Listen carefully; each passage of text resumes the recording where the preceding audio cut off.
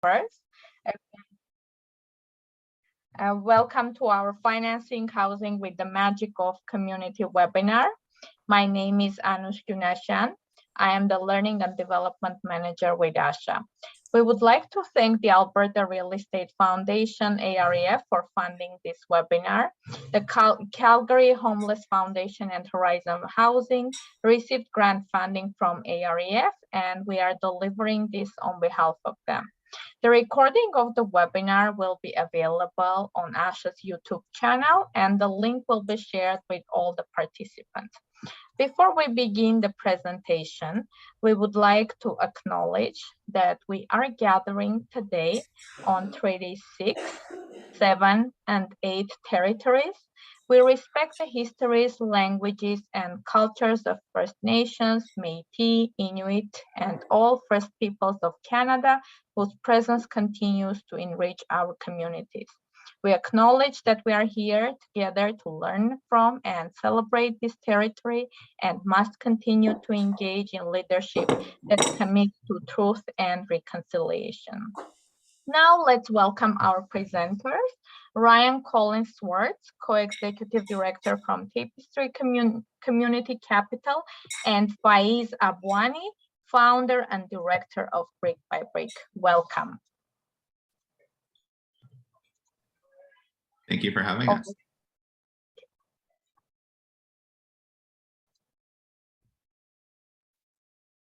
Welcome, Ryan. You can start the presentation. Okay, welcome. Well, we're so excited to be with you this morning. Hello from, I'm calling and joining this call from Toronto. My name is Ryan. I'm the Co-Executive Director of Tapestry Community Capital. A little bit about Tapestry. We're a nonprofit cooperative, and we have the mission of rebuilding financial systems so that they meet the needs for the nonprofit, charitable, and co-op sector. So often as organizations, we face financial barriers when it comes to financing capital projects. And over the past 20 years, we've developed, tested, tried, failed, experimented, and developed some tools that we think work really well, including community bonds and community shares. And now we support organizations all over the country to do the same, to raise funds and manage their investors. We've helped finance over 50 projects, raised over 90 million from 4,000 investors across the country. Affordable housing is one of our top priorities, and very excited to be with you today. I'll pass it over to my co-host. Cool. It's a great pleasure to be here. Hey, Ryan. We didn't get to chat before, so it's nice to see you. I'm so glad this is happening. Very briefly, BRIQUE by BRIQUE is an organization that used community bonds in order to develop affordable housing in an area of Montreal that was underserved by traditional developers, like social housing developers. And we stumbled upon the community bond as a tool while researching crowd financing, crowdfunding. And we ended up becoming the largest issuer of community bonds in Quebec, I think, at least for housing. So I guess that's why we were invited here. And I think that my role is really going to be about giving you folks an idea of how it works on the ground, issuing the bonds, and tips and tricks for succeeding a good community bond campaign.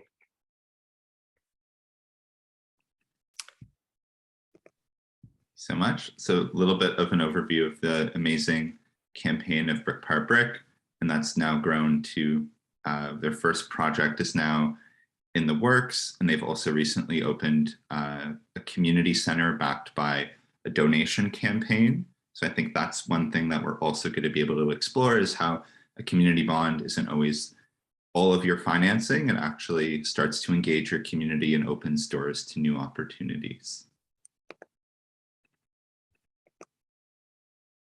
A little bit of an overview of today. We've done some lovely introductions. I'm going to spend about 10 minutes giving an overview of community bonds, laying the groundwork. Then Faze is going to go into the brick par brick story. We're then going to end with some tools to reflect on and start to assess community bonds and community financing to develop your own affordable housing projects for your organization. We're then going to end with 20 minutes of Q&A discussion. We also encourage questions as we go. So as we present, we'll be pausing, taking questions from the chat as well.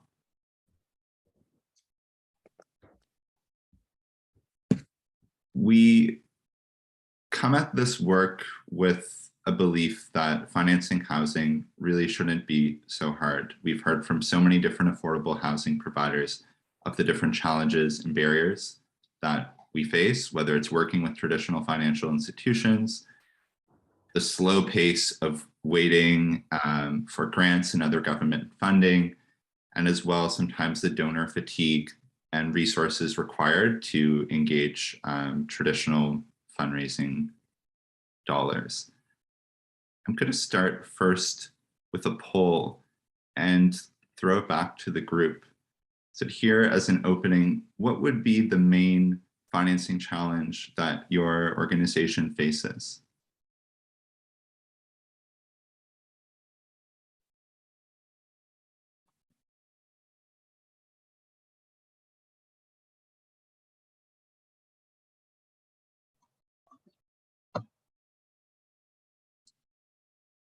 Okay, we're starting to see some responses come up, almost everyone.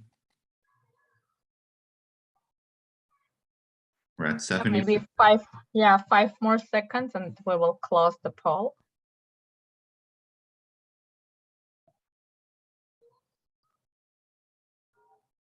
Okay, here we go. Very interesting. So the most highlighted challenge is funding is available often through a mortgage, but you're still left with a gap to close out a project plus funds for renovation. And then also we saw in second place, grants are great, they're free money, they also take a long time and they're not reliable. And then in third place, the need to move very quickly in competing with the private market. We've also had one person say someone's asked how they can invest and they don't have a route for that right now. So now when it comes to community financing, we want to turn all of those challenges on their head. So with community financing, we're going to get into it's first a way to raise funds exactly when you need them. You are going to be the people leading this financing, engaging your own community. And when you engage your community, you build long-term support, community members become investors.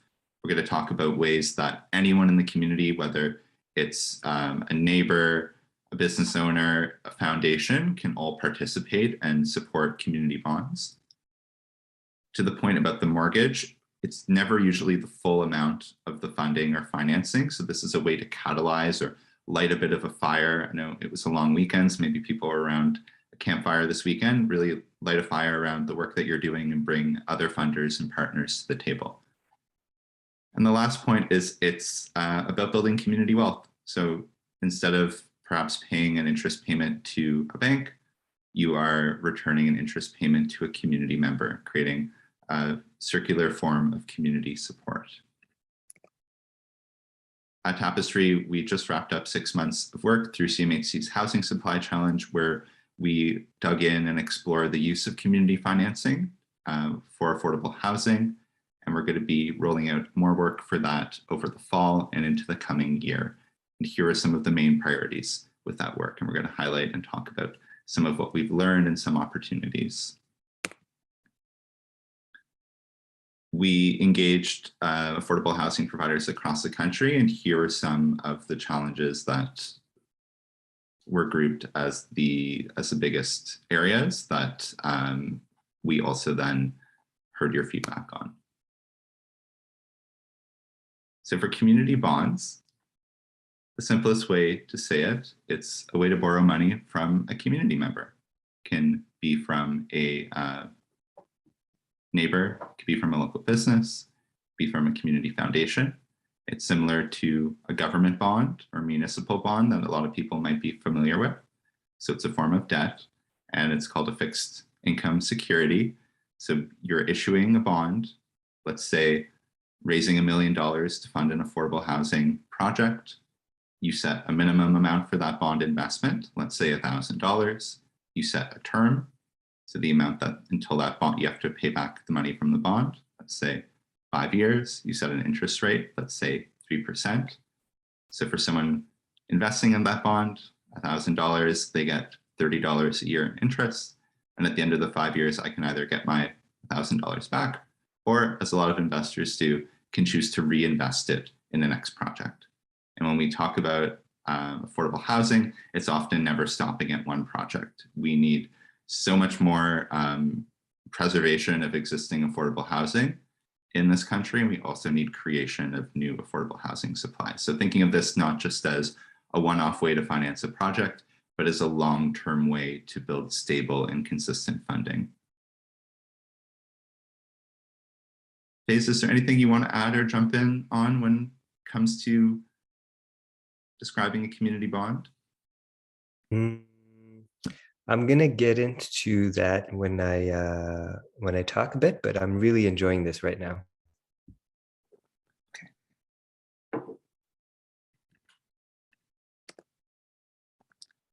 So community bond has the term of a social finance tool. So it takes everything about a traditional bond and gives it a social benefit and social angle. It can only be used in Canada by nonprofits, charities, and cooperatives. Across Canada, there's a securities exemption that exists for nonprofits and charities. For co-ops, it's done on a province-by-province basis. So it's issued in the name of your organization. As I said, it's an interest-bearing loan.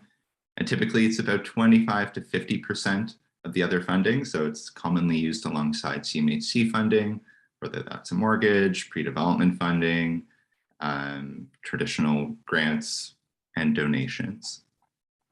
And in some cases, it can also be held in registered accounts like RSPs and TFSAs, which does open a lot of doors for investors looking to support.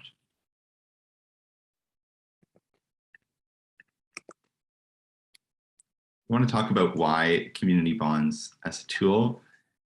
We've heard a lot about their flexibility. So when you go into a bank, you'd like to take out a loan, or whether you're discussing with CMHC, it's often on their terms, what they're willing to lend to you. Community bonds flips that relationships, and it's funding on your terms. You get to design everything that it looks like, the interest, the amount, the minimum investment size. It's exactly to suit your needs. Community bonds are very inclusive. Everyone can invest. With that, they're very engaging. So they build a very big sense of community ownership.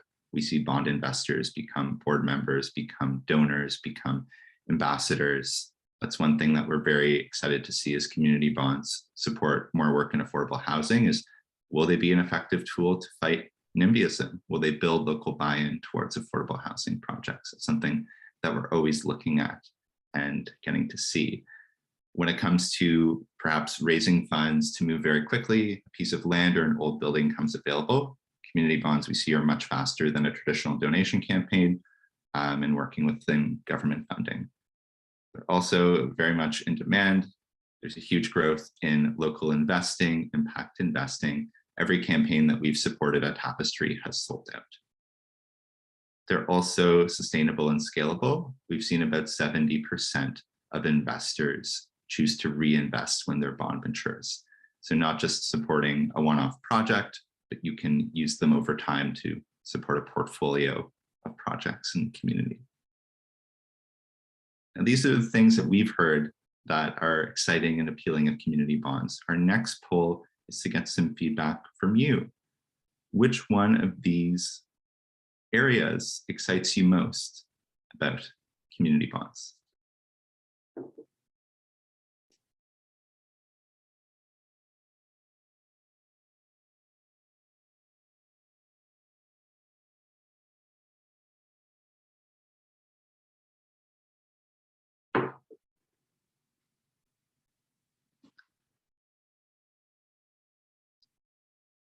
last few people. We're going to give it 10, 9, 8, 7, 6, 5. We're at 90%. Let's end it there. What do we have? Ooh, a tie between engaging and efficient, followed by that they're in demand and also flexible. Okay. Very interesting. Let's see.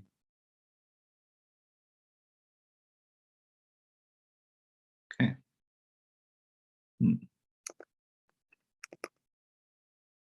Community bonds were started in the renewable energy sector and have grown to all different types of nonprofits, charities, and co-ops typically used for a capital project. We've seen them across all of these areas. Smallest campaign we supported is 200,000. The largest was with SolarShare, and that was 13 million last year. We've also seen some much smaller campaigns of 20,000, and we're looking at larger campaigns as well. So anything within this mix. If there's a meaningful project, it's going to have an impact on your community. It's typically a capital or asset-based project. It could be a good fit for a community bond. Before we get into a couple examples, I'm going to pause here just to see if there are any questions right off the top.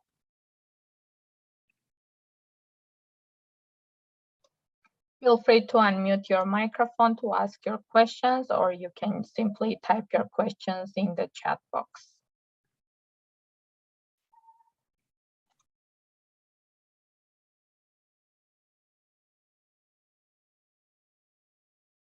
Okay, well, I think that's okay if people are taking it in. We'll go through a couple of examples, and I think more questions will come clear. So these two people are Mike Brigham, his business partner, and our organization about 13 years ago founded SolarShare, which had the mission of developing solar projects in Ontario that were financed by community members. They went out with, at the time, a community bond with an $1,000 minimum investment. Do you have to pay I'll respond to this question right after the SolarShare story. People thought it was a wild concept to go out with a $1,000 minimum investment. It's going to take forever. You're going to have to sell so many bonds. It's really not going to amount to a lot of impact. But now they've raised just close to $75 million in community bonds, the majority of which being a $1,000 minimum investment. Some folks choose to invest a lot more. They have foundations, businesses, corporations also investing as well. And that's funded over 50 solar projects. They have 1,900 member investors, and most invest multiple times. This is a great example from renewable energy that we would also love to see translate into housing. So they started with financing one solar project, and they've appealed to this mission of invest in a brighter future, invest in clean solar energy. And they have people and projects all over the province of Ontario and people pooling their investments together. We're seeing some affordable housing providers have a similar strategy. We would love to see this being used a little bit more. We're going to take a little bit more of a project-specific focus and take a trip to a mid-sized city. Does anyone know, we're going to do a little Canadian geography, where in Ontario this might be? And there'll be a big prize for the winner.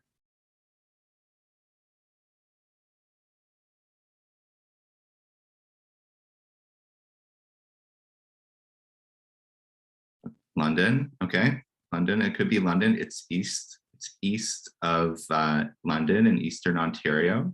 It's home to a university. It used to have a very thriving manufacturing sector. There was General Electric there. There were several auto manufacturers. The city had a little bit of an economic decline, as a lot of manufacturing. Windsor, Oshawa, those are good guesses. The town, and it's the city of Peterborough. So Peterborough, similar to a lot of other communities in Canada, had this manufacturing decline.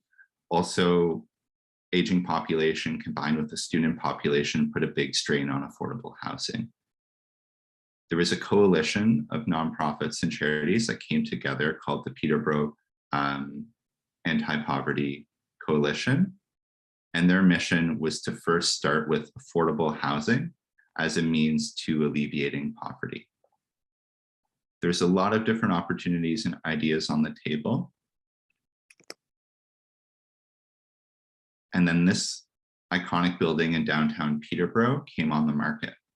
It was home to the Sisters of St. Joseph. It was a former convent, over 130,000 square feet. And it seemed to be the perfect property to not only redevelop into affordable housing, but community space.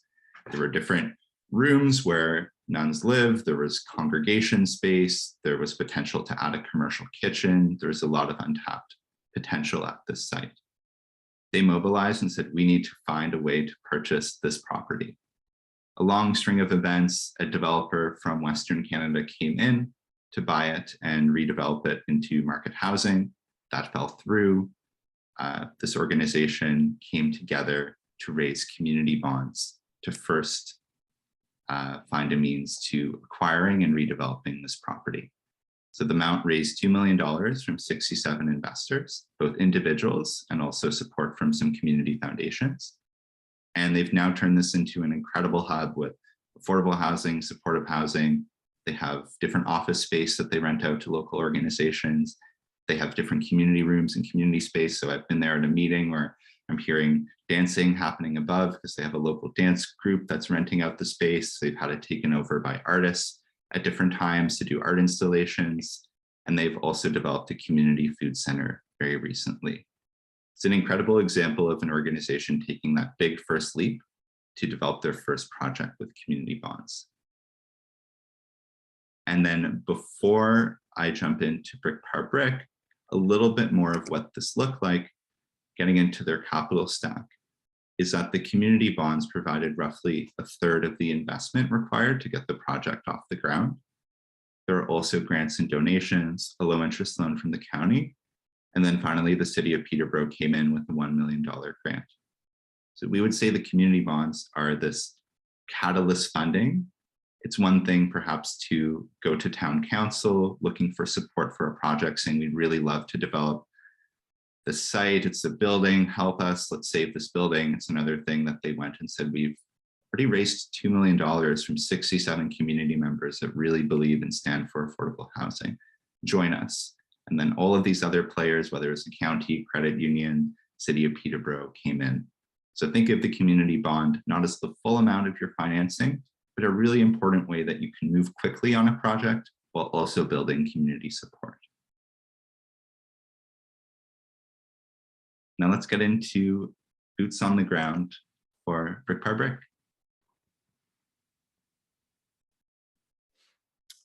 Well, thanks for going over that, Ryan. It's great to be reminded of all of the potential that community bonds have.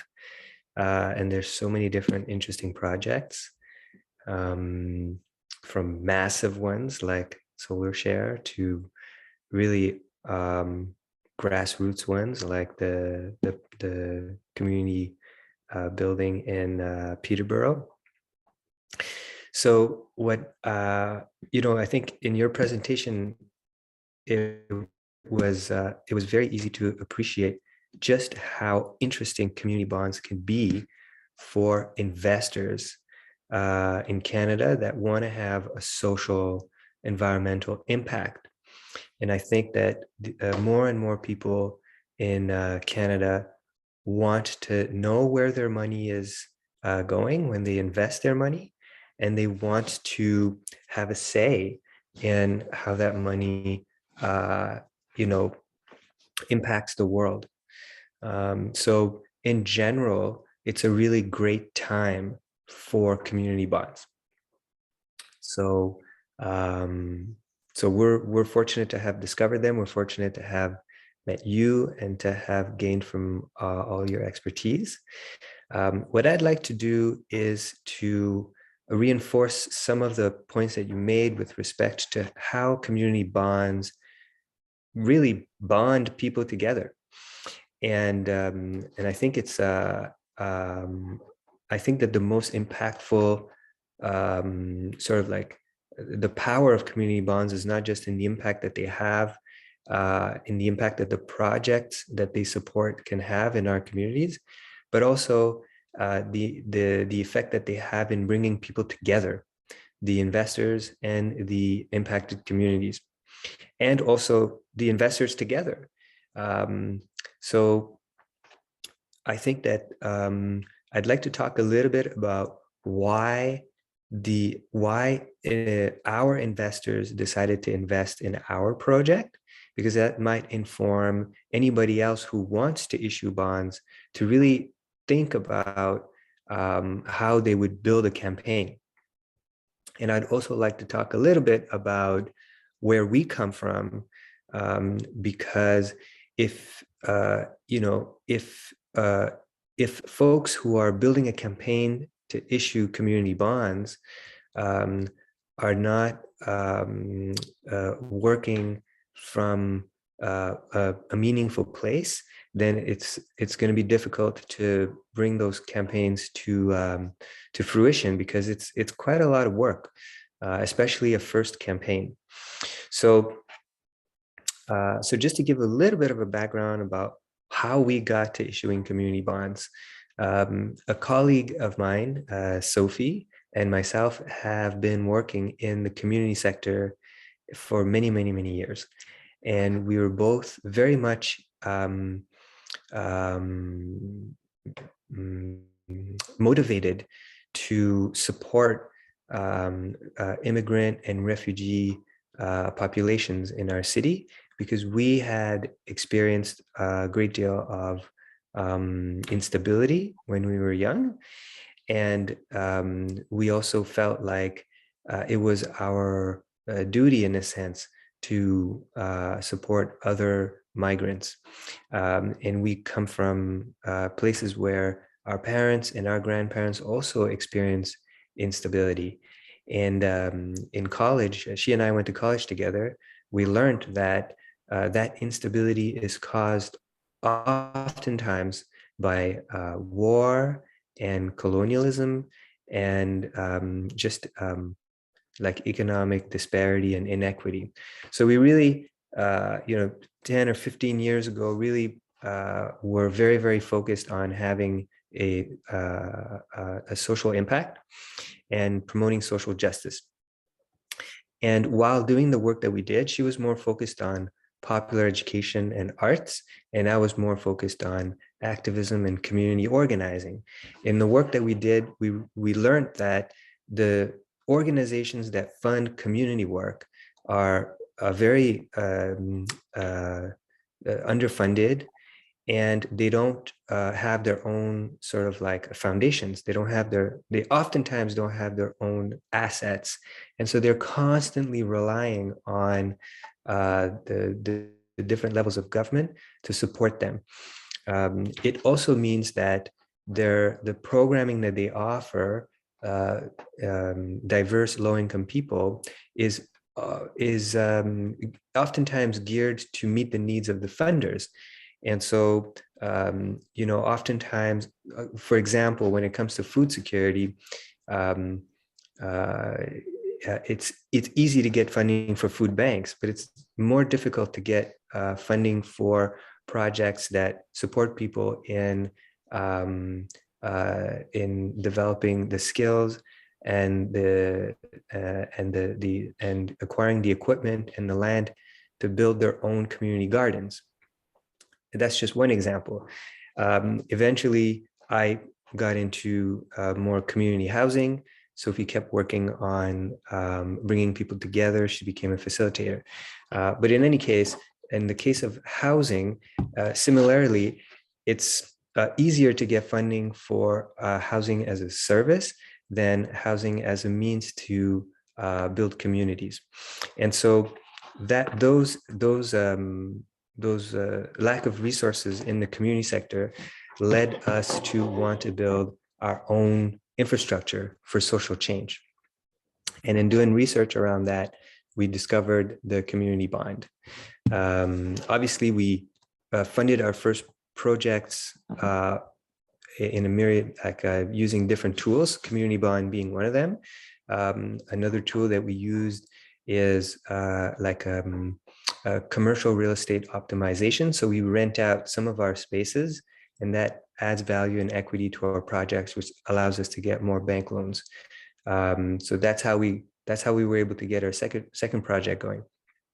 But the community bond, like Ryan said, was truly a catalyst because it allowed us to show other funders that we were serious and that we were able to take on risk. We were able to structure the bonds in such a way that securitized the investors and at the same time gave us enough that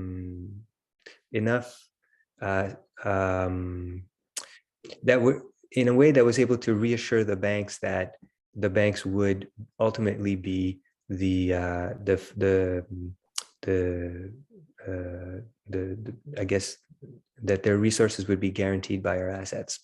But I'm going into details. So the reason why I'm talking so much about where we come from is because when we built our community bond campaign, we had to tell a story. Our supporters really wanted to hear our story, and they were they were certainly interested in diversifying their portfolios and investing in social impact projects.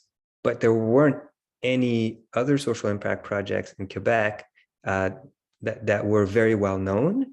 And so most of the people that we approached when we were selling the bonds had never heard of what a community bond was.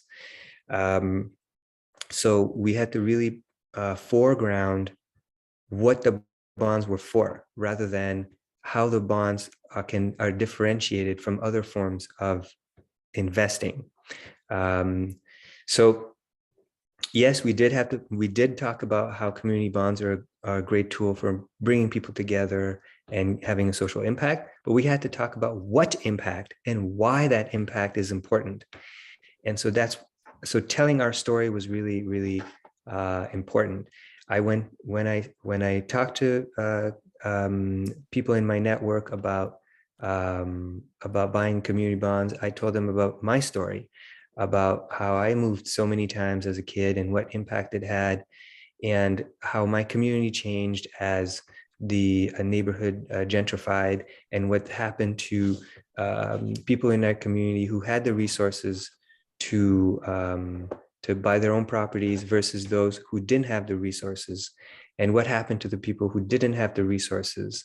So those stories were very important in helping people feel like by investing in our project, they would be having a long-term intergenerational impact that would improve the social fabric and allow more people to be integrated and to feel welcome, So telling the story is really important. The other thing I wanted to talk about is understanding the investors, because investors, in our case at least, folks who buy community bonds are buying them to have an impact in the world, but ultimately they're buying it also to have an impact on their own lives, on their own feelings. And so after having many conversations with our investors, and I'm sure it's different for different projects, but there's probably also overlap. After having many, many conversations, and I encourage anyone who wants to issue bonds to have a lot of conversations with their support network, with people who are on their newsletters, with people who follow them on their social media, with people who had previously funded them or donated money, to have those conversations and understand where they come from, what change they want to see in the world, and why they're so inspired by the project that they're supporting. Because what we learned by talking to our investors was that they really, they felt like they had certain amounts of power, but they didn't know what to do with it. They had resources, they had connections, they had skills, but they weren't sure how best to use those skills. And they were not satisfied with necessarily with just engaging in philanthropy. So the three main things that came out in the conversations that we had with our investors was, one, our investors really wanted to feel heard. They wanted to feel like what we were doing was reflecting their values. And so in our communications and in the way we approached them when we went to sell the bonds, we reflected those values back at them. Those are values, in our case, of inclusivity, of social justice, of international global equity, of anti-colonialism. Those are all even words that we use to show that what we were trying to get done with our social housing projects was to resolve some of the problems that our investors didn't know how to solve. And so we were keen on talking about the impacts that we were hoping to have in the world. So that was really important for our investors. They really wanted to be heard. They want their values to be reflected back at them. The second thing is they want to be included. So part of our project is not just housing, but it's also community development. What we're trying to do is to bring people together to nurture their talents. And by people, the people we want to bring together are people whose ways of life, whose values, whose cultures, and whose languages. In our neighborhood, we speak 46 different languages. We want to bring those folks together who are undervalued, and we want to bring them together and see how we can bridge and connect different folks so that they can develop programming that's meaningful for them. And some examples of some of the programming that we do in our buildings are, right now we have a daycare for non-status women. So those women in Quebec, they don't have access to subsidized daycare. So they're at home, which means that they cannot volunteer. They cannot go out and take French classes, and they can't do the paperwork that they need or meet with social workers to help them regularize their status, which means that if they're not able to access daycare, it means that the likelihood that they're going to be deported back to dangerous places is higher. So we bring together talented educators, women who are able to care for kids and who are able to gain the trust of non-status women because they speak the same languages. And we say, hey, we're going to support you in what you need. We're going to supply you with the space and with the resources that you need so that you can run a daycare. Another kind of programming that we do is a food security initiative. Another kind of program we do is DJ classes for young people in the neighborhood. We also have a prayer space for LGBTQ Muslims who feel excluded from their mosques and who bear the sort of double punishment of being queer in a heteronormative society and being queer in their sort of like conservative mosques.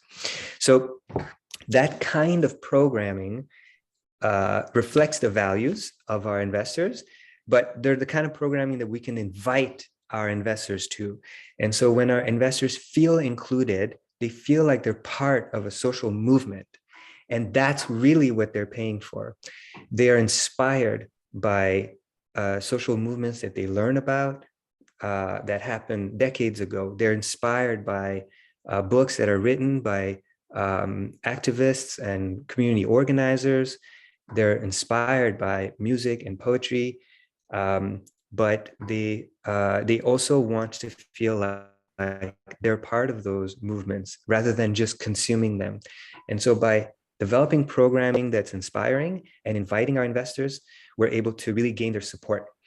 So there's the communication bit, there's the invitation bit, and the last and third thing, and of course I'm saying all this because it's important in our project, and it adds value to the product that we're providing our customers, which is the community bond.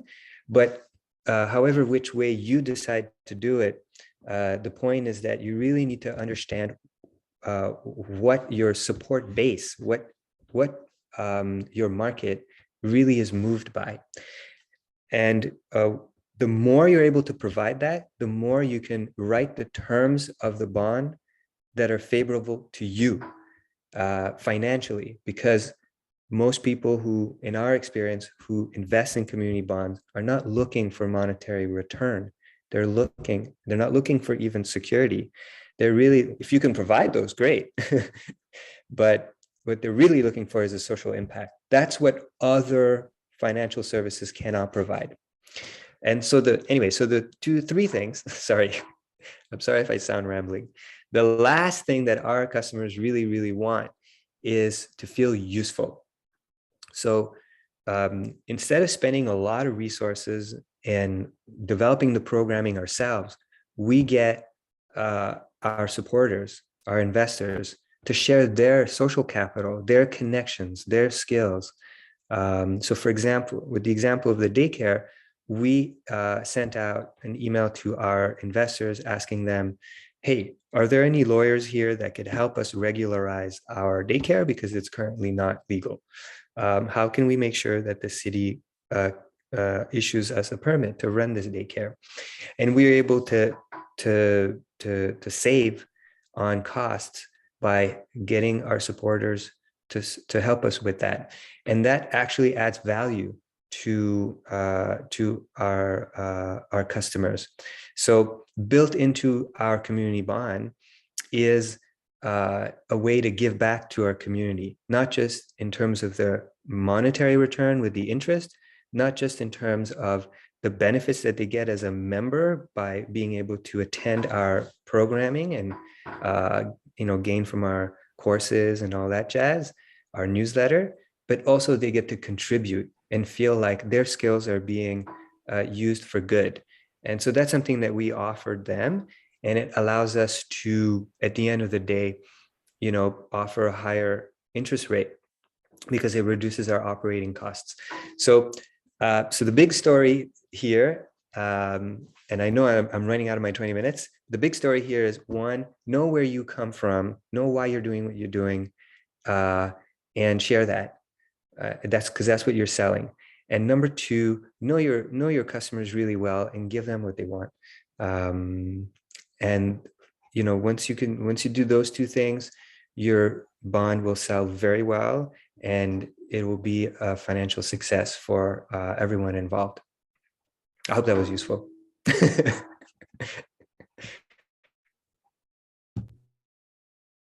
Thank you so much.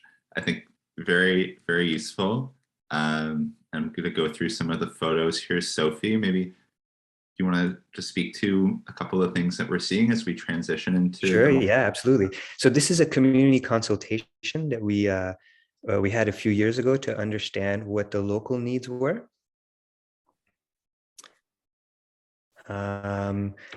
This is a public assembly that we organized because we were wanting to.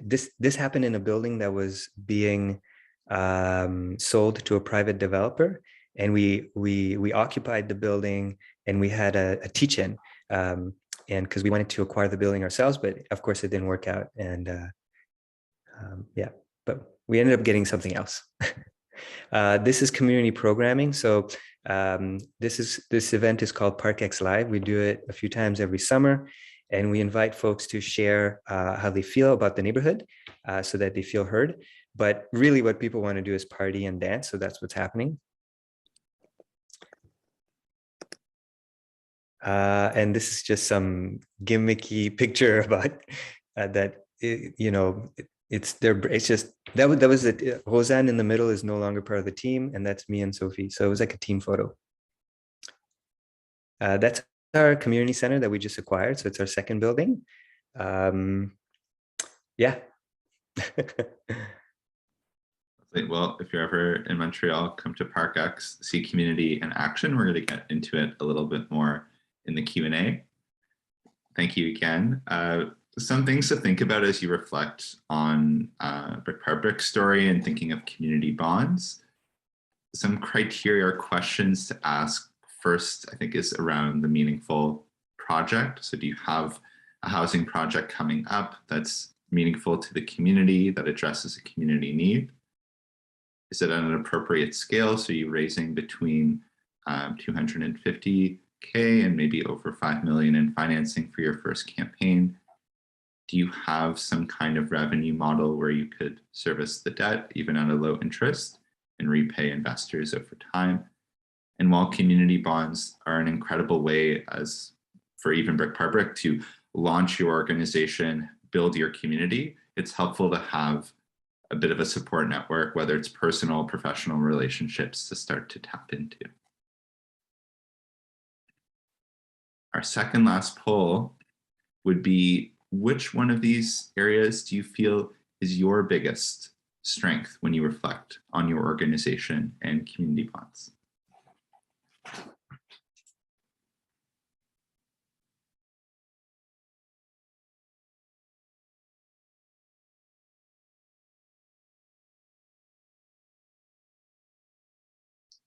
Interesting. Interesting.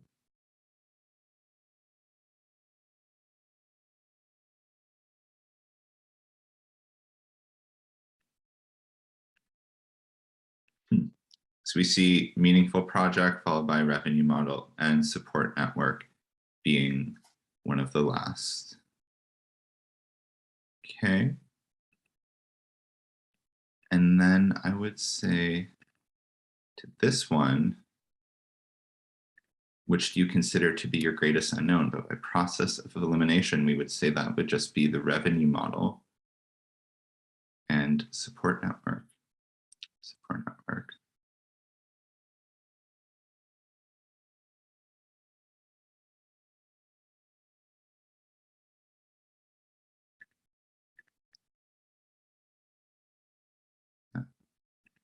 Definitely revenue model is an unknown, is a concern, and really important to do some financial planning, and also comes back to designing the community bond to suit the needs of your projects, whether it's setting an interest rate, a really long term, and different terms and conditions can all help with that.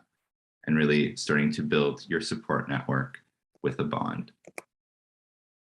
About how long does it take? Typically, we see an organization go from starting to learn about community bonds to completing their campaign in a little bit under a year.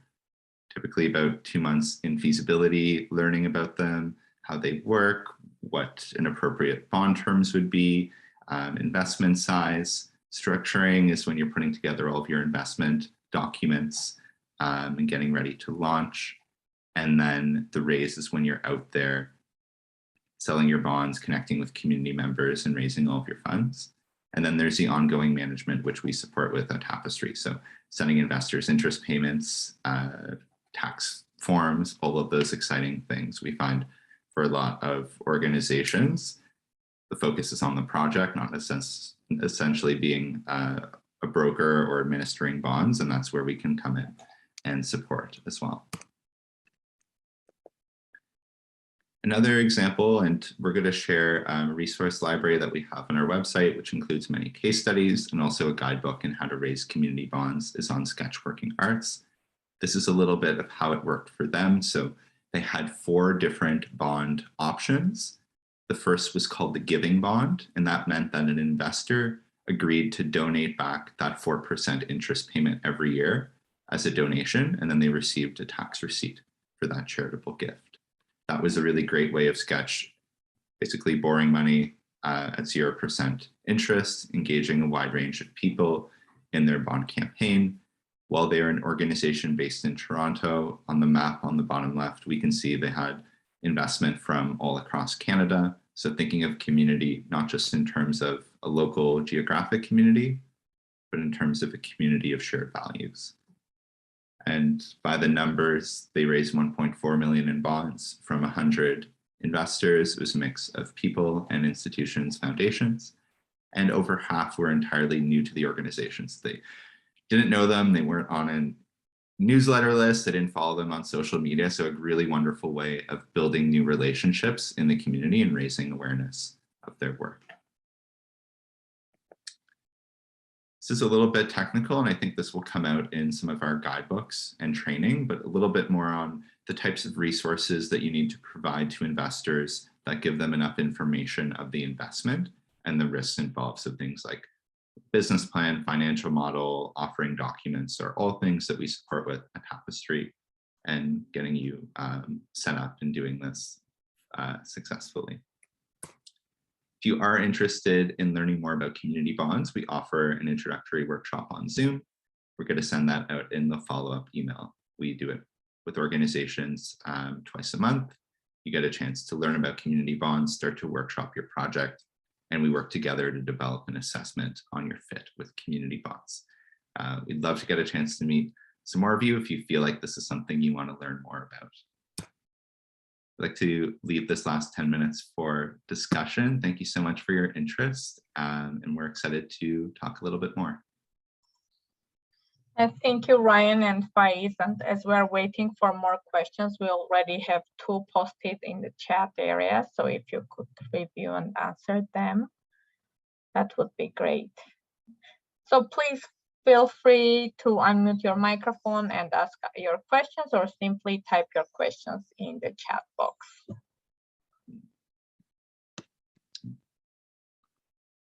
Okay. Geraldine asked, is there a guide available on how we can do and start a community bond? Yes. Go to our website, tapestrycapital.ca/resources.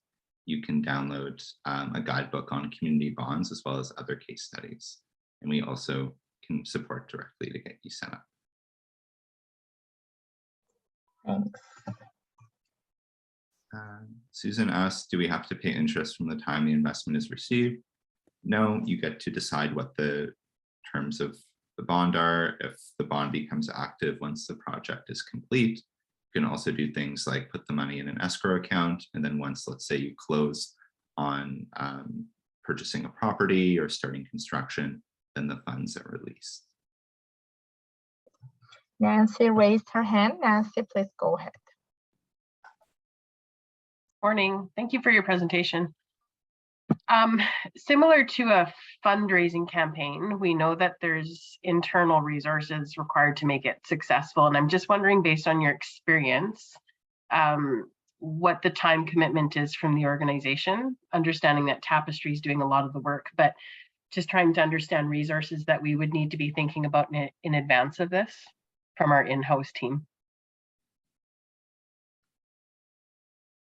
Faith, do you want to speak a little bit about what that looked like for you? Yeah, sure. I think it really depends on the campaign. It depends a lot on the support that you have in the community. Depends on how much you want to raise. But in general, I think, I mean, I don't know about, just in my experience, you kind of need someone full-time for 6 months and then part-time for another 6 months. And that person has to have access to the team and some volunteers, a handful of volunteers. It's not very capital intensive, but definitely it does take a little bit of energy. I think you could run a really strong campaign with a $50,000 budget over 1 year.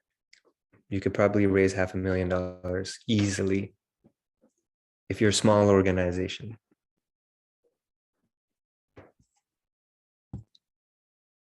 Thank you.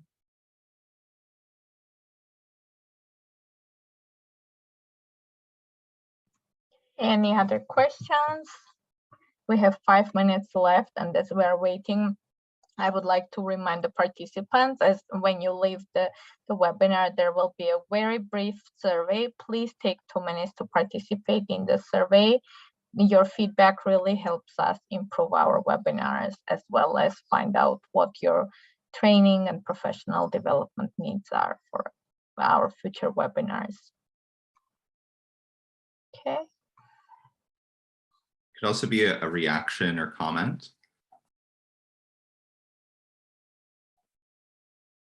Okay, so we started getting thank yous. Can I put one question out? Yeah, absolutely. I obviously, like, we're always looking for inspiration. So if there's anyone who is working on an interesting project and they don't know whether community bonds would be useful for their project, you should also keep in mind that people who issue community bonds have researched all the different ways of raising funds. So if community bonds are not appropriate, Ryan and I and other community bond issuers probably can help you find another path. So we'd love to hear from you. I think that they have, yeah, there you go. Our email is there.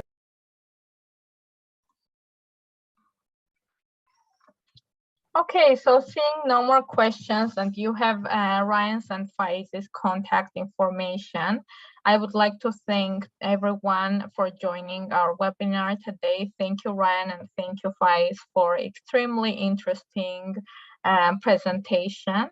I really hope you all have a fantastic day. Bye-bye.